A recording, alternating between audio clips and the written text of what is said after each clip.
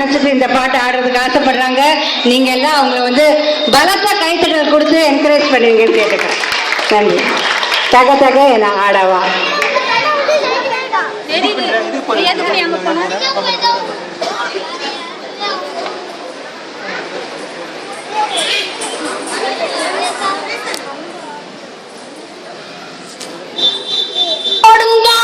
உள்ளம் உருகி இசை பாடுங்கால் பாட வந்தேன் பரம்பொருளே.